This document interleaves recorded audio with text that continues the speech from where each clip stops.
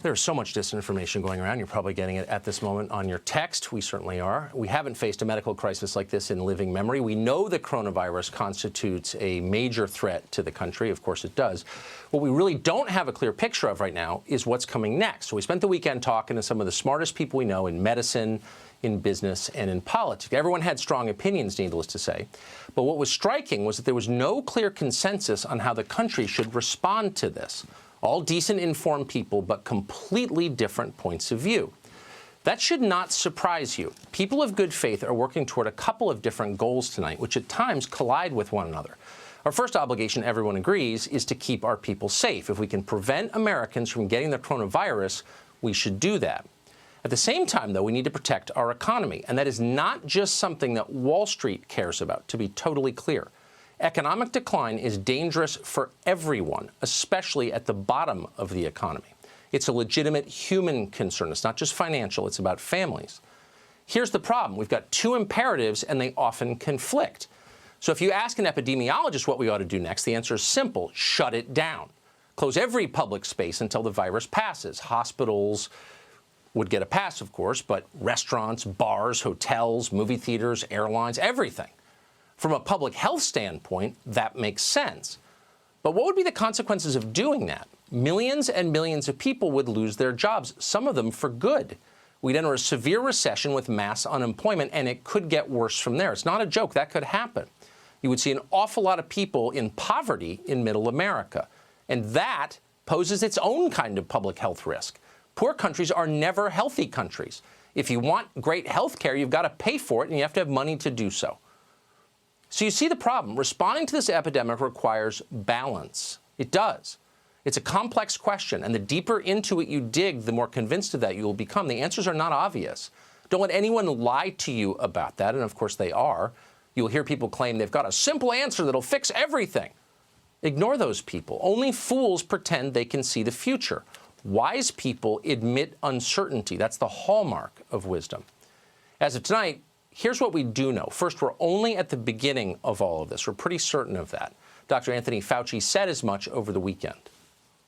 As I've said many times, and I'll repeat it, the worst is yet ahead for us. It is how we respond to that challenge that's going to determine what the ultimate endpoint is going to be. So shutdowns and travel restrictions, which are increasingly in place, will help slow the spread, but they are not enough. They're not a big enough response for what's coming. The New York governor, Andrew Cuomo, is now asking the administration to muster the military to fight the virus. The coming crisis is we're overwhelming our health care system. That is going to happen. That curve is a wave, and it's going to break on the hospital system. We need additional beds, and we need the Army Corps of Engineers to come in here and retrofit state buildings, dormitories, et cetera. Start now. Bring in that Army Corps of Engineers. This is what they do. They build. At a press conference today, the president said the administration is strongly considering Governor Cuomo's request, and it seems like they are. And of course, there are other ways we could use the military's expertise and manpower. It has a lot of both. If things get bad, we will need more ventilators than we currently have. We may need more breathing masks, too. In Italy, the military has been mobilized in an effort to quadruple production at that country's lone ventilator manufacturer. In South Korea, the military is assisting in mask production. That's what they're doing. We have the most sophisticated armed forces on Earth and the best funded. No doubt there are many other ways they could help. Use your imagination. They have helped so many other nations in crisis around the world. And of course, they want to. They're Americans. And then there's our second priority, keeping our economy stable. Now, once again, this is not the same as using monetary policy to prop up the stock market. Washington, in case you haven't noticed, has become convinced that the Federal Reserve is the only available instrument for managing our economy. That's not only unimaginative and small-minded, though it is, it's dangerous. How much cheap money can we print before the public loses faith in the system and inflation explodes? Economists in Washington seem to think that'll never happen. We can do this forever, but we can't. And they know we can't on some level. At some point, we will become Zimbabwe, and you don't want that. And by the way, it's missing the point anyway. The real imperative right now is saving jobs. For government bureaucrats and university administrators and corporate HR directors, talk show hosts actually, a month out of the office constitutes a kind of vacation. But for the classes below, it could be the beginning of a long spiral, a real one. Waiters, bartenders, retail workers, huge parts of the service industry on which we are dependent, massive part of our economy, could see their income drop to zero and not come back. Kevin Hassett, the former chairman of the President's Council of Economic Advisors, just warned that 1 million jobs could vanish in the month of April. 1 million people suddenly without jobs. That's the nightmare scenario. Countries with high unemployment are desperate countries, and more ominous, they are unstable countries, always. You don't want that. Some in the professional class have suggested a guaranteed basic income as a response to this threat. Mitt Romney has suggested sending every American a monthly check for $1,000. That's likely a well-meaning idea. A lot of smart people are behind it. But it's also decadent and foolish. Name a place that's become happier and more prosperous under a scheme like that. Indian reservations? The inner city? Rural areas where half the male population gets monthly disability checks?